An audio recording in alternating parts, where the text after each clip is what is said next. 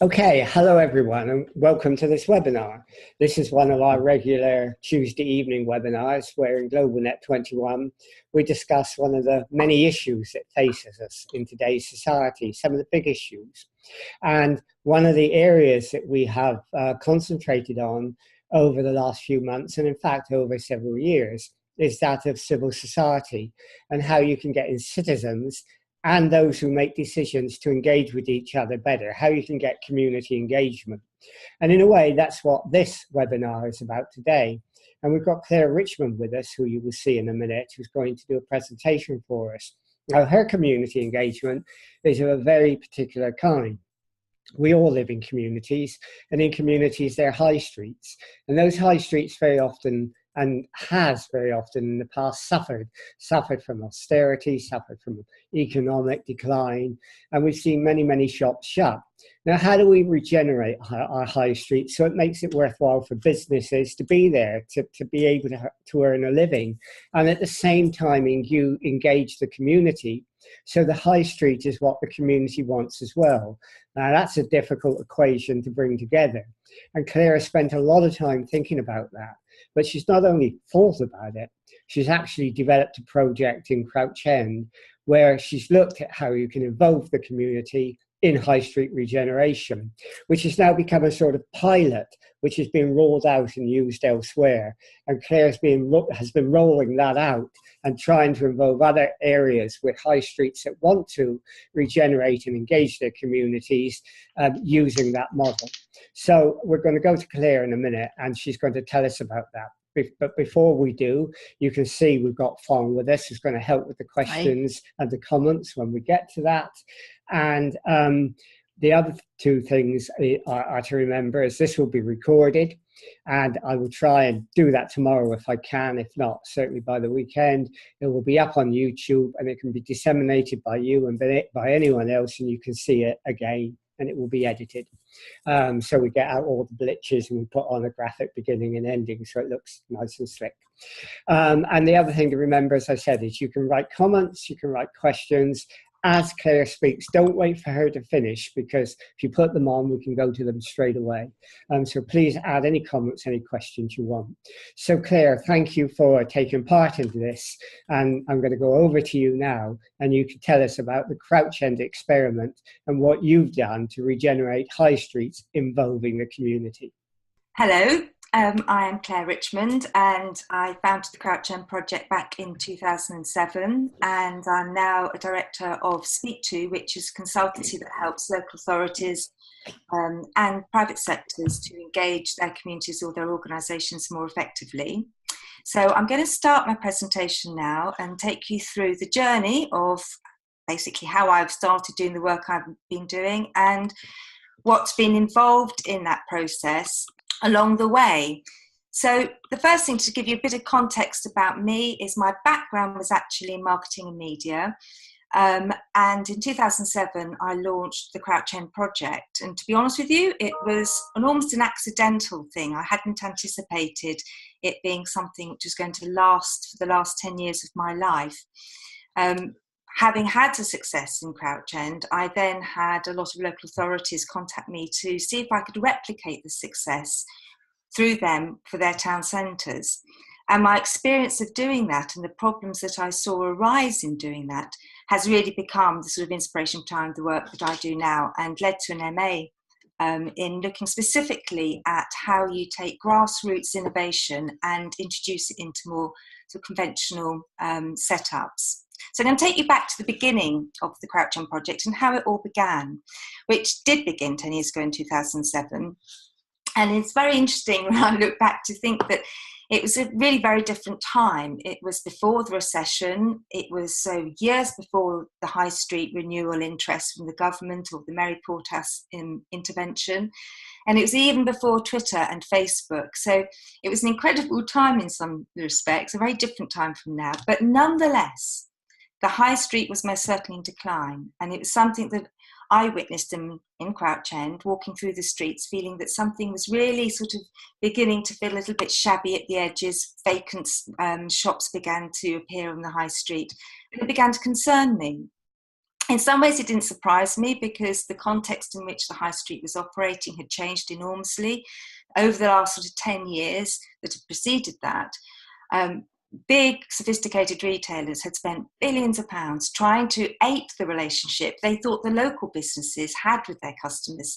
So, in fact, in some strange way, the major retailers had become the experts of customer service, offering, of course, huge range of products, huge range of prices, and were open 24/7 online. And it was still fairly new back in 2007, but certainly having an impact. And so, interestingly, the high street was no longer the local and convenient shopping option. And I began to wonder, well, what's going to happen to my high street? You know, if it's not going to be this, what can it be? So I began to look into the businesses and talk to them about what they were experiencing, sort of delve below my own assumptions about what I thought was happening to try and see what opportunities or challenges existed, which I might not have thought about. And it was when I started speaking to the businesses that my concern really grew, because it felt to me that the businesses fell into largely three categories. Now, this is a high street which had about 100 odd businesses, all in small Victorian units, or most of them in small Victorian units, so they're nearly all independent. Some of the businesses, I think, were family businesses who were struggling and didn't get their head above the parapet. Then there were some other businesses who were really, working hard, could see the challenges they were facing, but not really understand how on earth they could do anything about it. And then there were some other businesses who were clearly very innovative and enterprising, but on their own, they just didn't have the voice to make the difference necessary. So it was a case of looking at what strategy could we employ to re-engage the community with the high street and add that value to it. How could the high street compete? The reality was there were virtually no resources or infrastructure. There was virtually no funding available other than what I might be able to get from the businesses.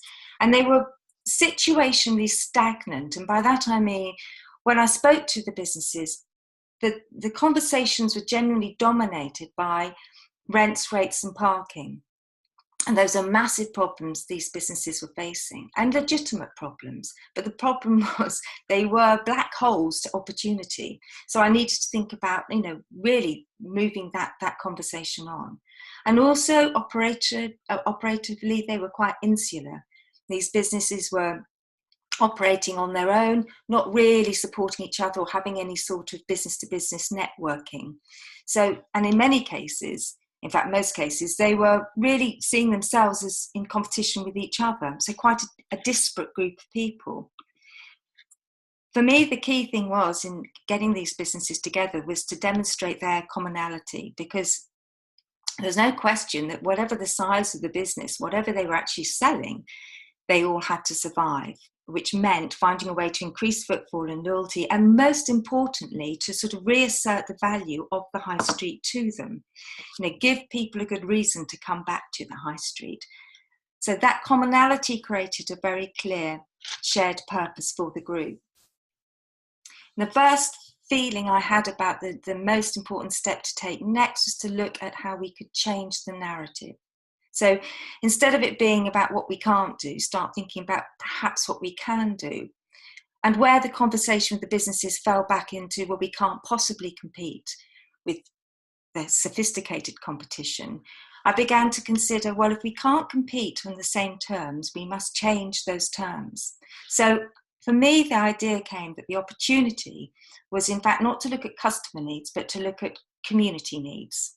Because the reality, again, was that for everybody who lived in that community, the high street was an extension of their home. It mattered to them that it didn't fall into decline. So this could perhaps be an opportunity for the businesses to start off as being key community connectors. So my approach was to speak to all the businesses and try and bring them together to have a meeting, and to start with a question, which was, how can we improve the high street for our customers? And the important element of that was that this was about asking them to see their own possibilities and their own power in changing the situation, and to get them to think about what they themselves could do also suggests that there was something that could be done. So we began with a meeting, a workshop to discuss the possibilities. Actually began with only 4 businesses, but there was an energy there. And by the end of the meeting, people left sort of enthused and wanting to come back and discuss more. So the next meeting, 15 businesses turned up. So it began to feel viable. And very quickly, we started looking at actions that we could take. So it wasn't just a talking shop. There was something very specific that we were aiming towards. And we had an agreed membership, but it was necessarily a very informal one. So it was people agreed to pay what they could afford to pay. So that gave me a budget.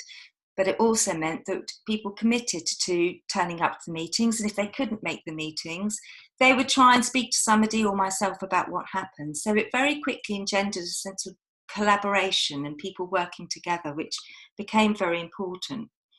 And the idea that was put forward was, for me, thinking about the high street as a really interesting outdoor department store. We needed a way to try and capture the interest of the customers, capture the interest of the community.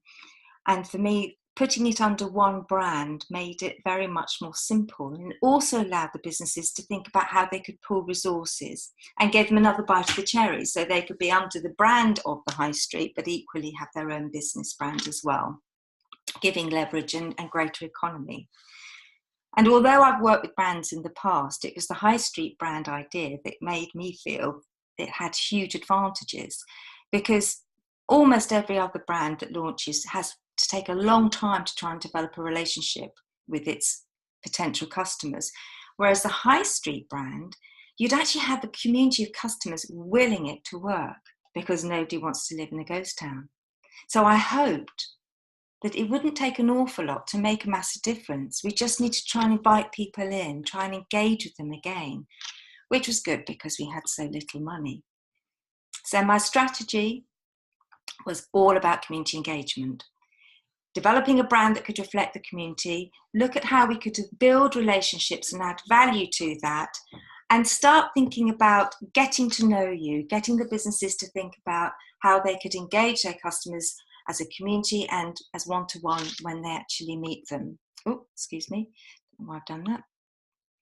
So the community engagement had to start in a fairly small way, but it allowed it to be viable, which is very important. So we started on having a regular monthly event. And the idea behind that was really because I was always very struck by the fact that the shops were always closed when people most needed them. So on people's way to work, the shops were closed but opened at 10. And then when you're coming home from work, the shops were closed at 5, and you missed being able to pop in as you're on your way home. So we started just doing a late night shopping event on a monthly basis. And I was getting the businesses to think of themselves as being hosts. So a bit like inviting people into your home, the idea was that the businesses would invite people into their businesses and create the theatre and the entertainment around it. So have refreshments, have music. We put on all sorts of events, children's entertainment on the actual evening to create a real energy which would work across and throughout the high street. And if you like, it was about earning the right to be charming, because we were never going to have the budgets to be sophisticated. So the brand on the budget idea was to try and create something which reflected the community and which could have an impact, because essentially all we could afford and all there was available to us were posters and flyers. And so we needed to use colour and to use a template which could become instantly recognisable, and people would begin to think, oh yes, I know what's happening because you've seen the poster. So that was the building up of it. And very quickly, after we'd had about 3 or 4 meetings, and we now had over 30 members involved, and we had got our purpose and our budget, I began to look at how we could add breadth and depth to the community effort in getting this off the ground. And the first thing was to look at how we could get people to help us promote it. So we brought together a team of really my babysitters who became our brand ambassadors. And it wasn't just a matter of handing out flyers to them and saying, go out and tell everybody about it. We trained them, and we worked with these young people, about 18 of them, to talk about what town centre branding meant, why it's important, and why they could help and how they could help. And they became absolutely vital to us as we built the whole brand up. And very quickly, we began getting other organisations wanting to be involved in our late night shopping events. So the library wanted to do things like film nights for us. So it was fantastic. The community, once they saw something happening, people began to come, people began to engage. And of course, we got the schools involved. So on our very first event, we launched on the Christmas event in 2007. We had over 35 shops and businesses involved. We had 90 children appearing in a carol parade. We had a lovely teaser campaign, which we started 2 weeks before to build up a sense of anticipation and get some good press coverage. We had a treasure hunt, so as soon as people arrived in the high street, there was something to do, there's some activity, which meant that they could walk around the high street and get to know the businesses and get to go into some of the shops perhaps they hadn't been into or hadn't been to for a while. So it was a fantastic event, which I had no idea about when we started, how successful it'd be, if anybody would turn up. And it was a fantastic example of really, just with a little bit of effort and some careful thought and planning, you can create something really worthwhile. And within 18 months, we'd had over 200 businesses and organisations involved. We'd done a number of different, quite ambitious projects, more than just the late night shopping. We did a whole month about being green. We did a fashion week.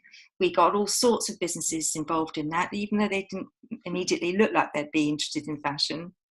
And we did the classic Christmases and Easters as well. We did a fantastic summer event, which involved music from people in the community. And it was amazing, the range of capabilities and skills we discovered in that. So it was very, very successful and really began to create a sense of place and belonging within the community. But it wasn't until we went online, 18 months later, that we really saw the true impact of what we'd achieved.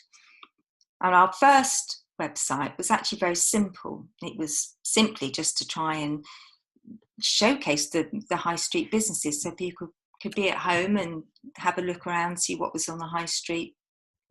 But very quickly, we realised that people were turning to the Crouch End project to ask us things which really we had no idea about and very little interest in, some of them, whether the rubbish was going to get collected, what nursery school places were available, all sorts of questions, including, I remember very clearly a single mother emailing us and saying she wanted some help with reconnecting to people. She was very lonely. And it showed us a level of trust that the community had in this platform that went beyond anything I could have anticipated.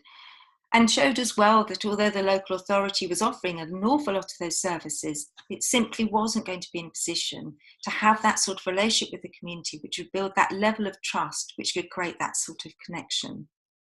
So we really felt that we had delivered a community platform which had put the community back in contact with itself and created this sense of place and added value to the high street by making it something that people felt they had a personal connection to.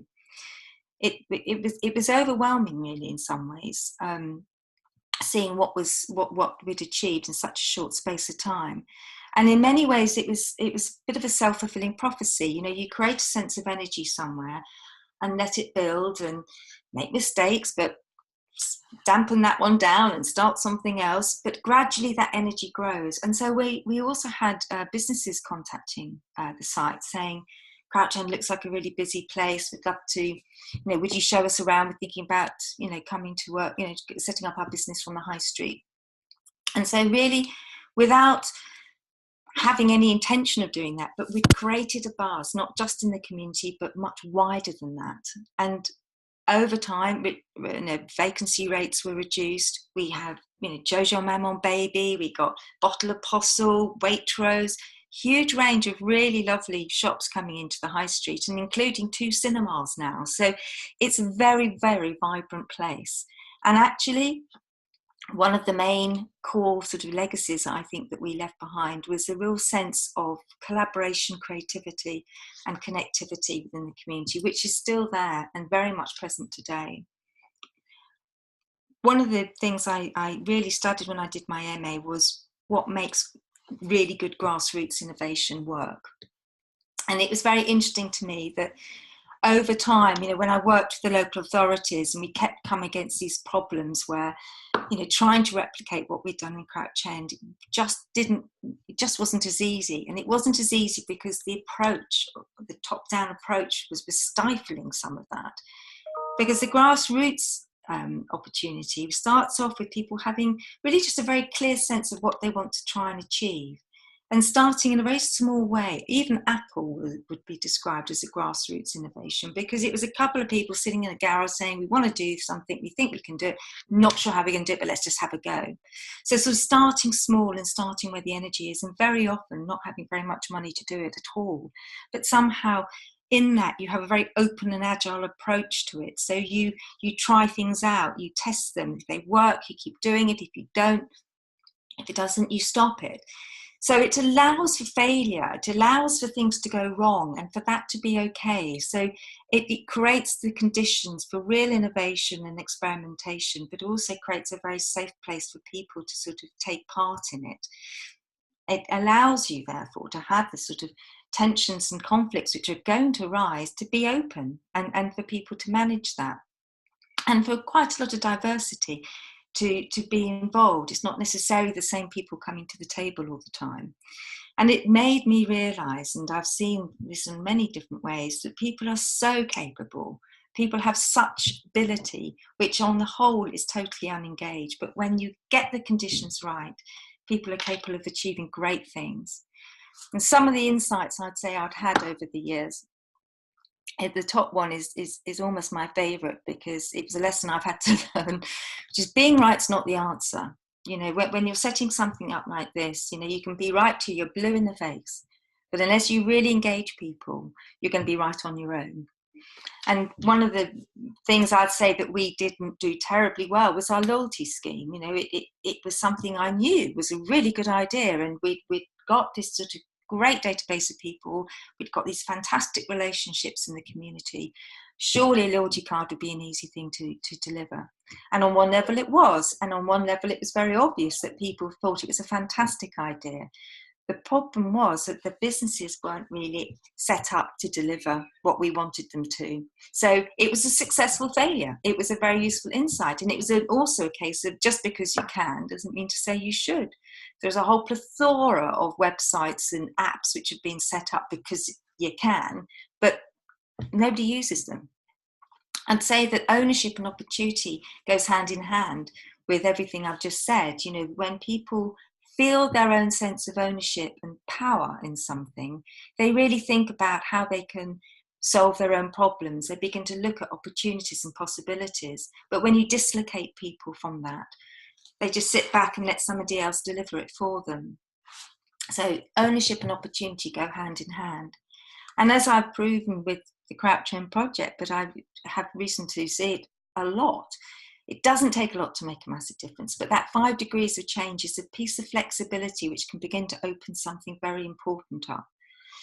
And certainly I'd say that the big challenge in this is sometimes that the wrong people are doing the right job. And certainly the work I've done with local authorities, you know, been really good people with great goodwill and some fantastic ideas, but sometimes they're just not the right people, or they're having the right sort of conversations. It's about creating ownership within the community. So when the circus leaves town, there's still something very important there which can live on behind it. So really looking at the challenges from the top-down point of view, and looking at how you build something from the bottom up. It is about changing the conversation and the narrative. So often I think that when I've sat in meetings with local authorities, government or organisations looking, how can we start a new initiative? How can we be innovative? It begins in the vacuum of an office, and it begins with a predetermined outcome discussion. This is what we've got to achieve with this amount of money in this amount of time. And the problem with that is that it means that we're all focusing on the outcome and delivering that at any cost, which means we so often fail to capture emerging opportunities and manage unexpected outcomes, which is where we begin to stifle that potential. You need to understand the resource that exists, and understanding it means valuing and identifying the resource that exists, as well as looking at the limitations. You can see in that where perhaps flexibilities lie. So there are always going to be things that are in the way, that are barriers, that are problems, but in being honest and transparent about where the limitations are, you can also identify where perhaps you might just be able to start opening something up. I have a phrase which I borrowed from Saul Alinsky, who was a very famous community organizer, somebody who Barack Obama was very influenced by. And he talks about the fact that if people don't understand so often that you cannot animate a community through prescription, it's very difficult to get people all fired up from the top down. I always think of Martin Luther King in this. You know, he didn't stand up on stage and talk to people, I have a plan, which I want you all to execute. He talked about, I have a dream. And it was something that people could understand and relate to, which gave them that level of ownership. Within every community, there is the answer. If we trouble to find it and engage it and steer it properly. And I think one of the most important lessons I've learned is that, you know, mistakes are going to happen. Things are going to go wrong. That's the only thing we can be certain about. And in that, we just need to learn how to deal with that, because otherwise you get into the world of distortion and avoidance, which can corrupt some very good things. So finishing off on my last slide, one of the beliefs that we have, in some ways it's such a simple thing, but sometimes life looks very complex. But it's seeing on the far side of that complexity that lies some very simple human truths that bind us. And that's where I believe sort of opportunities lie. When you begin to look at the things that connect us and the things that everybody shares, that's when you begin to simplify things. So my view is we already have what we need. We just need to value it and engage it. Thank you. Right. Well, thanks very much for doing that. That was a very, very, comprehensive explanation of what you've done and so on. Everyone, if you want to please put up your questions or comments, please do so, and Claire will take those up. But let's begin. I mean, you talk about this as being regeneration. When you had your first meeting, Claire, with businesses, I mean, how did you sell it to them? Did you sell it to them as community regeneration, or did you sell it to them as business regeneration? Business, because that was the thing that initially pulled them in. I think it was about realigning them with their own possibility to make a difference to their own businesses, and the opportunity to do that more effectively if perhaps they work together. The community was really the strategy we employed further down the line, but no, it's very much about saying we need to improve the shopping for customers so you can increase your own footfall and start really building customer loyalty.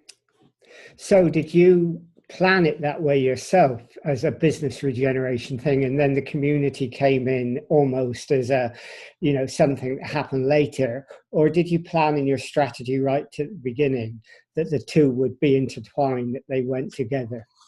Well, I think it was an interesting example of how very different this approach was for me, because when I worked in marketing and media, I would be sitting down with a plan and thinking, right, 5 years, what am I going to deliver? How do I go about this? What's the obvious routes to take here? What are our options? But this was such a personal thing for me, because this whole thing came about because I could see my community in decline and I wanted to do something about it. So I knew that the community element was going to be very important because it was also its greatest opportunity. As far as thinking through the strategy, I was a little probably too clear in that I felt it was about the businesses doing something themselves. And so the initial conversation I had with the businesses was, what can you do? What can you do to make a difference to customers so they will want to come back? Because at the moment, there's plenty of reasons to shop elsewhere and very few to stay here.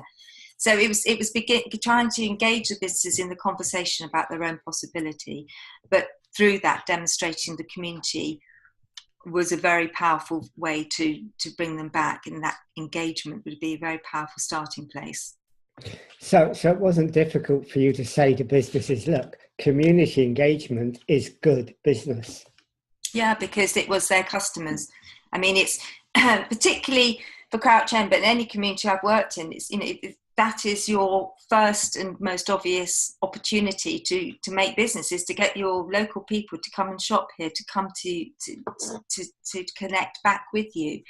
And there's some very small things, I did say to them right from the beginning, I don't think it's going to take a lot to make a massive difference. People want to feel they belong in this community, and you are the people to do it, because you're the key community connectors. You're here all the time, you have a physical presence on the high street, and you get to say hello to people. So by definition, you have that first very important part, opportunity to engage people. Yes, because Simon has a question. What is Crouch End Project's legal status? It is now a CIC. So you're asking what the Crouch End Project legal status is, did you say? So, yeah. It's a community interest company. When you said before you had late opening, could it be possible for everyone to have open the shop as they want to, or you need to apply for a law, or for, because the rule says that you may have to close 11 o'clock? Or? No, well, all the shops, I mean, obviously bars and restaurants are open, but the retail, the groceries, the fashion shops, the beauty shops tended to close at 5, and we didn't come across any problem with them staying open late. But to be honest with you, when we first talked about late opening, all the shops were saying, "Oh, I've got to stay open late. I want to get home by 6." And so it was never going to be a late shopping event. It's actually finished. It was supposed to finish, if I remember correctly, at about 8 o'clock.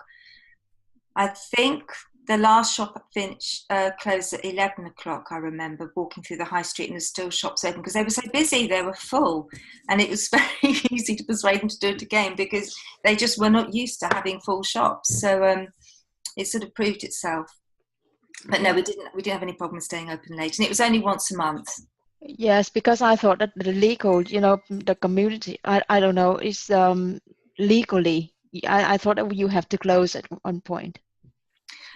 Well, it certainly wasn't an issue for us when we did late night shopping. And I think, it's in everybody's interest that communities are thriving. And if this is a way to sort of get something moving, I think it's something which most people have been, when I've done it, I've not come across it as a problem with legal.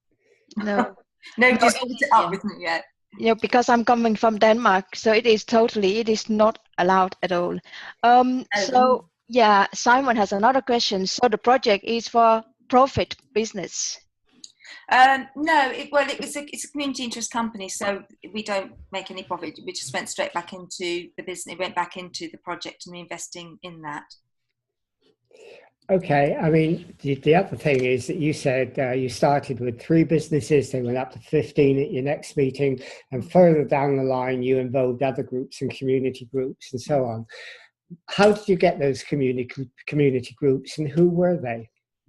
They sort of came to us, really. I think, as I said, it was almost something began happening, and I think people were interested in it. We had some, coverage in the local press, and, people were picking up on, every now and again, these posters come up in. So people contacted us. We had a holding page right at the beginning, which gave my email address. So people came to us. The library approached us and said, could we do something on these late nights with you? We're really keen that people come to the library in the evenings. We have an art gallery. We had a local charity who was very keen to sort of, raise its profile in the community. We even had Whittington Hospital, which was a very strange one. I wasn't quite sure what they wanted, but in fact we used that when we did the Fashion Week. We had a whole platform on the fashion show night, which was all about health and well-being. And so I think we had quite a lot of therapists and information there for the community about what services were in the area. So it was amazing how, almost one of the problems we had was stop, there's so many ideas and ways in which you could then develop it and grow it. But you have to be quite careful, because the ideas themselves aren't important, it's which ones are viable. But people came to us, and I don't think we approached them particularly. What was really interesting as well was we began to have interest from local businesses which didn't have a high street presence, but there's lots of people who working from home offering services, you know, somebody who's an interior designer, somebody else was an accountant. So we began getting people approaching us. So that once we created a platform which people knew about and which had you know, got a great response, people then began to contact us to see how they could be involved. Okay, and I think Michelle has a question. I think Michelle is actually saying, how did you encourage the individual businesses to regain their confidence that they had the ability to engage the community? It's a really good question. I think by just doing things. I mean, actually, what's really important about setting something up is not starting off with huge fanfare and, you know, we're going to deliver this massive thing. It was really from the beginning, I was quite clear that I'm sure we can do something, but let's see. So I kept our expectations fairly low, but it was just so easy once people began responding. I mean, that first late night shopping event, I mean, literally walking past shops at 11 o'clock at night, bursting with people still, and everybody chatting out on the high street, and the real sense of energy. And I think that that sold itself. And the businesses loved it. I think, you know, some of the time, certainly still to this day, but back in the day in Crouch End, I would say some of the businesses were really quite depressed, really sort of overwhelmed by just not knowing what the hell to do and what, you know, how could they compete? They can't afford to give, you know, prices, discounts that some of the bigger shops could. They couldn't afford to have the sort of marketing campaigns. They don't have the resource. So I think it was so important just to see that by doing something together with a group of other businesses, I think people enjoyed it. I think they really enjoyed having that connection with the community, and they began to feel, you know, confident, and they started over time, people at the meetings would start saying, oh, I know, I saw so-and-so who came to our late night event. She came and she brought her mum. And, you know, they begin to see very quickly the impact of doing something. And I think that's obviously going to be very powerful. I think, Peter's saying it's great that community groups and others came to you. I mean, you didn't go to them. They saw that there was going to be a success story and they wanted to be involved. But very often you find that there is suspicion sometimes between local business and community groups. There's a tension. You've given a very positive story. Did you come across any of the negative side, the tensions that developed as well? And if you did, how did you handle them? Yeah, I mean, I think one of the key things about the platform was that, you know, I think I've got on one of my slides, you know, we're earning the right to be charming, which sounds a bit of a strange thing to say, but, you know, we had such an open, welcoming attitude to things, and we weren't being boastful and look at us, haven't we achieved? We were being very, I mean, nobody knew who I was. There was no Clare Richmonds doing anything, because who the hell was Clare Richmond? It was all very much about the businesses delivering something.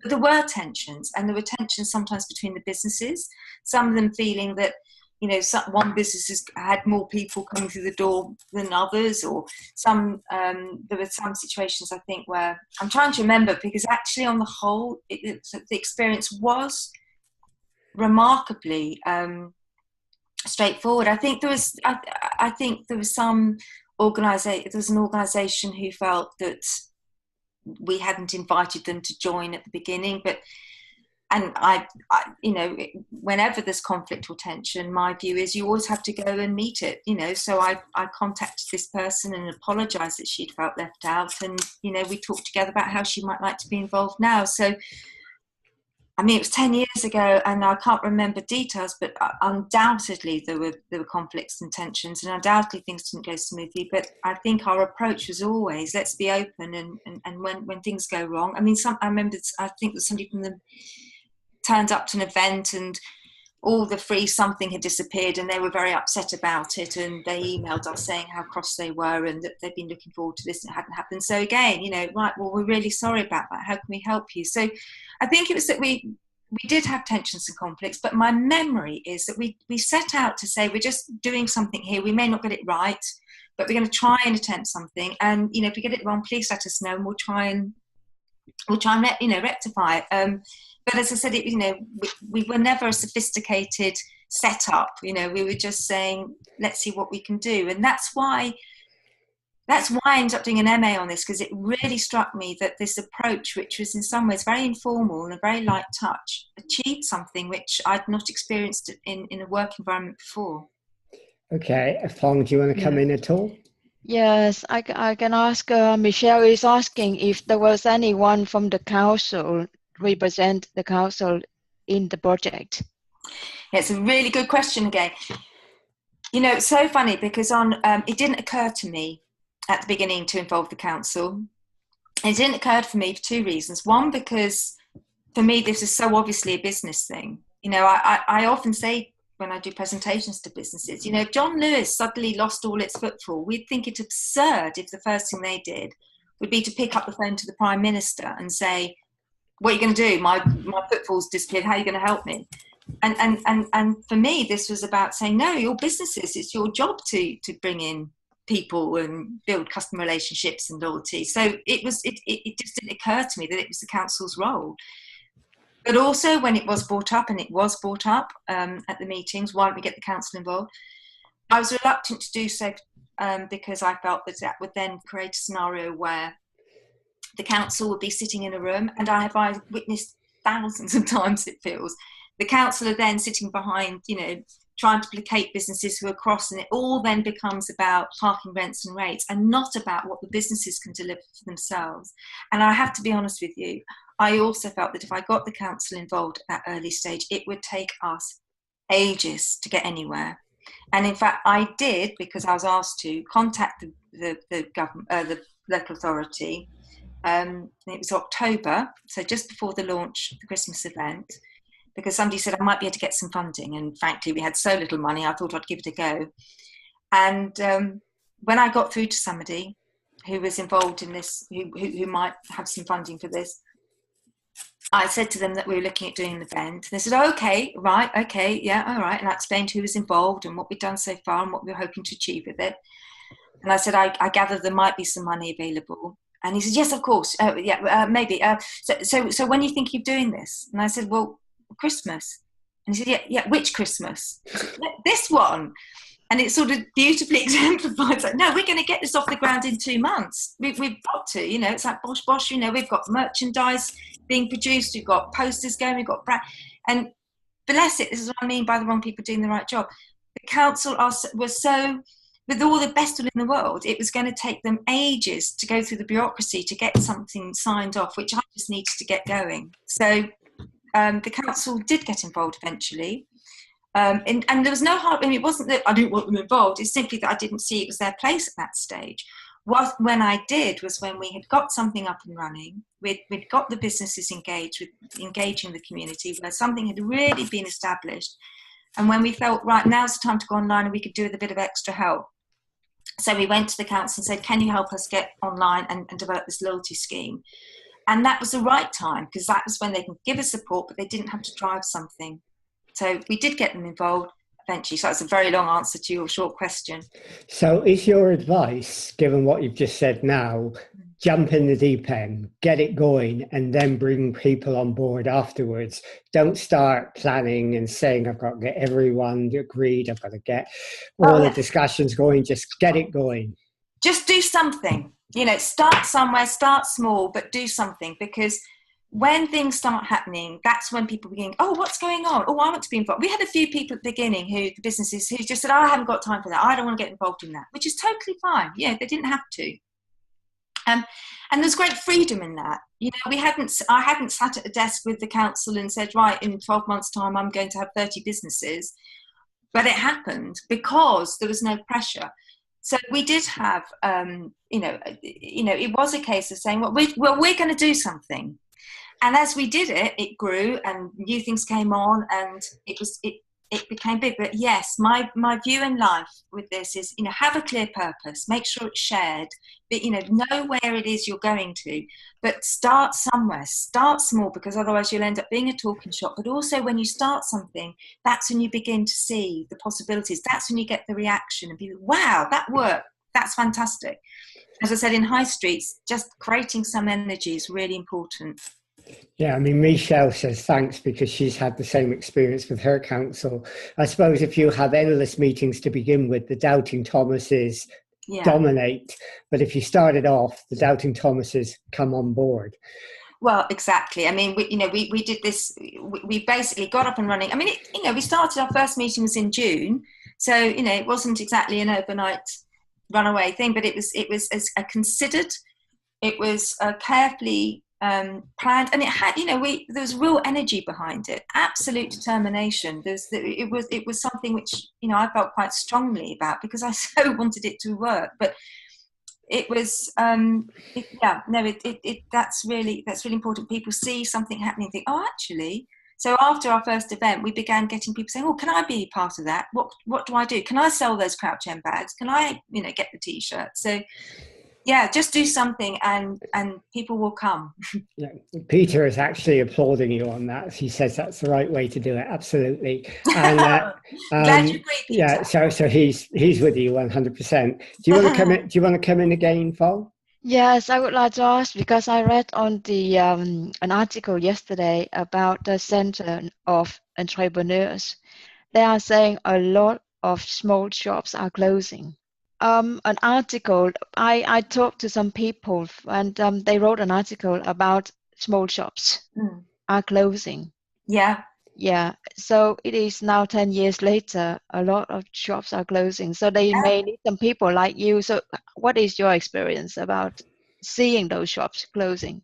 Yeah, I mean, as I said, in Crouch End, we've been incredibly lucky. It's sort of been there hasn't been the same level of vacancy rates that we were experiencing 10 years ago. But, undoubtedly small shops are closing. It's a very tough environment for retail anyway. B, we're in austerity. It's a time's tough. And that's why you've got to go beyond the counter is a phrase I use a lot. Small shops have got to give value to their customers. And interestingly, going back to my point about 5 degrees of change, small amounts of change can make a big difference. I think it's very hard. I'm not for 1 minute saying this is a simple solution, but I think there are sometimes things that can be done where people. A really simple example, and I apologise because it is such a simple example in some ways, but I remember a grocer who was involved in a project I'd worked on, and he said, I've been talking to them about, look, just if you do something nice for somebody, when you're in a community where they're likely to see you again and again, they will remember you. And the task of the Crouch End project was to get the businesses to think about how they could go out of their way for customers, because essentially that's what customers were going to have to do to shop there. It wasn't an easy and convenient thing. They were going to have to go out of their way to go to the high street. It wasn't easy to park. It wasn't easy to walk even. There's prams everywhere. You get tripped up every other minute. But this grocer, I said to him, just when somebody comes, it's a small way of saying thank you. Just think of a tiny way that can just connect you to them. So it was a lemon. It was near Pancake Day, and he said there was this mother came in with her children, and she was a bit hassled. And as she was walking out the shop, she remembered she'd forgotten to get a lemon, and he just picked one up and gave it to her and said, "Just don't worry, take it." And it's such a small thing, but it's such an illustrative thing that actually that woman then became a loyal customer. It was a lemon. There's a phrase which says if you know people's names, you can add £70 a year to your income, just knowing someone's name. So yes, small businesses are closing. I think it's important they see what opportunities are. Sorry. Yeah, I was going to say Agnes has asked a question. I think Agnes actually is from a local authority. I think I'm right. You correct me if I'm wrong, Agnes. But she says, I mean, how sustainable is this in the long run? I mean, was this a one-off thing, or is there a sustainability plan put into it? What happens next? Well, what happens is here we are 10 years later, and I had never intended this to be my full-time job, and I don't really work within the Crouch End project. I don't really work in Crouch End anymore, but, the proof is in the pudding that we took, I would say, 3 years of really working with the businesses and getting them to think about how they can collaborate, how they can work differently, how they can, engage their customers, and the fact they need to engage their customers. They need to be doing more than just sitting behind their their desks or their counters. They need to be thinking differently about how they approach. And I would say that, you know, we've got a very much reduced vacancy rate in Crouch End. It's sustainable because we've created a different mind shift in the businesses in the area, and we've demonstrated what's possible when you do something beyond just opening up the door. It's, you know, when I've worked with local authorities who are trying to replicate this, one of the problems is that there's a lot of effort that goes into, you know, maybe an 18-month period, but you know, because they're coming in to deliver something, the businesses are still going, okay, well, what you can do next year when when everybody's left town, and when, you know, the funding dries up, they haven't engaged the businesses or the rest of the community resource enough for them to be able to deliver something without them. And that is where the tension is, you know, the wrong people doing the right job. It's the council are always going to be the saviour and the scapegoat in that respect. They're always going to be looked upon, right, what are you going to do to help us? And then they'll try their best. But as I said, you know, the interesting thing was looking at the website that we developed. You know, we hadn't expected people to do anything other than just have a look at it once in a while, see what's on the high street, see if there's any offers, or something very simple. The local authority had nearly all the answers to many of the questions that we were asked about rubbish collections and nursery school places and things. And it was interesting to me because people just don't want to respond to the people don't have that relationship with the local authority. So it's very hard for the local authority to drive back this sort of change within a community. They can support it, they can work around it, they can work with people, but actually to go in to deliver something is really hard. It's about finding the people, the connectors in the community who can start driving something, and just start with that attitude and just see what you can do. But try not to drive it yourselves. Okay. Okay. Do you want to take up the next question, Paul? Yes. Michelle is asking how the community reacted to your green event, and the green event, did it change your mindset or your behavior? I wouldn't say.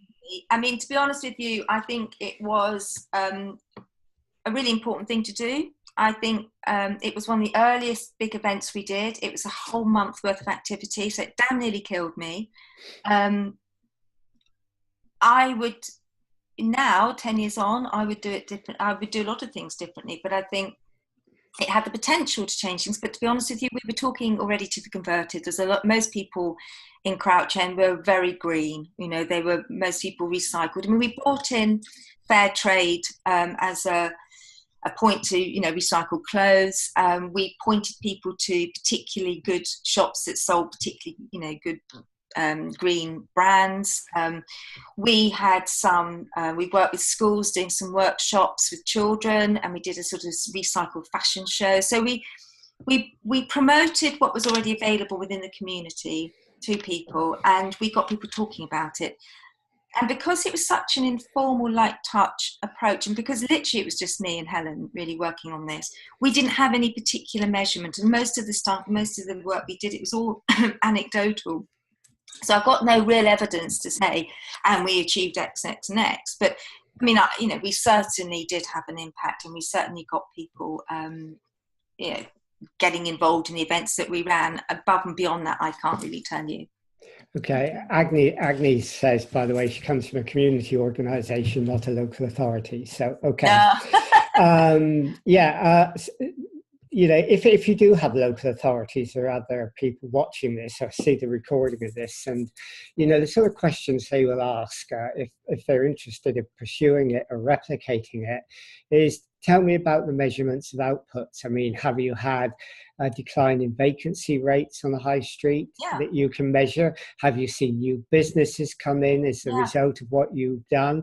Have you seen new community groups getting involved and coming in? I mean, what is the quantitative? I mean, the qualitative thing you can see, but for them, they'd be interested in the quantitative evidence. Do you have that? Yeah, I mean, as I said, when the Crouch End project was set up because I was worried about the high street. You know, there were so many vacancy rates, there's so many vacant shops. There was just a real sense of it being a down at heel place. And now, 10 years on, and I would say that over the period of, you know, 8 years, the council's contribution was probably about £25,000. but we have now 2 cinemas where we had none before. We sometimes get vacant shops, and of course they're going to happen, but it is a really, since we began the project, I'm trying to remember the top of my head, to be honest with you, but Bottle Apostle, Jojo Mammon Baby, Oliver Bonas, Waitrose, Waterstones, some independent restaurants. So, I mean, it's a really buzzy, thriving place. And I can only tell you what I was told when I still, when we set up the website, was that businesses were coming to the website because they were looking online about where to go, what's a vibrant place. And they told me they'd come across our website or they'd heard about it in the press, and they'd seen that this was something which, an area which looked like a really buzzy place, and they wanted to come check it out. So the evidence is it's a very buzzy high street still. I wouldn't like to say it was all down to us and what we did, but I certainly know that we didn't do any harm, and I know that we raised the profile of the project, and it caught a lot of interest. So I think for the local authorities, it's a very they have a particularly complex relationship and expectations to manage, and I would say that for them, one of the most important things, first of all, is to identify in their communities people who can actually really work on the ground to develop something with, rather than feeling they are responsible for delivering something like this, because it's just not going to be within their power to do so. Okay, Francis, well, may I have the last question, Francis? Okay, go ahead. Claire, those shops which are going to be closed, how can you help them? You gave some good advice how to try to maintain, to sustain a shop, but do you have any strategy or any bandwidth to help them to save them? To be honest with you, it depends very much on the shop. I mean, there are some shops which we've worked with which I would say probably aren't really viable. They're struggling because they don't have an offer which anybody in their community or within their customer engagement, where they're viable. But so it depends on who they are. I would say, I mean, I would take the approach that I took in Crouch End. Very little has changed, even though 10 years has gone by. The approach of, what's their community like? What is their engagement like?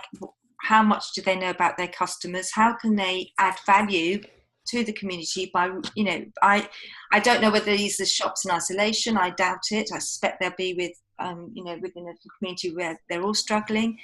I would say really think about how you can go beyond the counter and engage your customers in a personal way, because what I think is really evident to me over the 10 years of working in this field is that humans need to feel they're connected. People need to feel that they belong somewhere and have a sense of place, and they put great value on that. So anybody who can help deliver that within a community will win the gratitude of the people around them, and that will mean that they'll start having a following.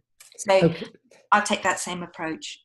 Okay, well, we've sort of come to the end of our time now, so thank you. Agnes has said right at the end, and I think it's a good ending, that what you've done is a good example of participatory democracy, and she's interested of how you bring people together with different interests like business, communities, charities, and you create a consensual approach between them that leads them into sort of action that improves community in which they live. So I think you've done that really well. If anybody wants to find out any more about what you're doing, I guess they can contact you through the email that you put on your last slide, and you can take that up with them. Okay, well, thank you very much for joining us, Claire, and for the presentation. And I think it was really, really interesting webinar. So thank you.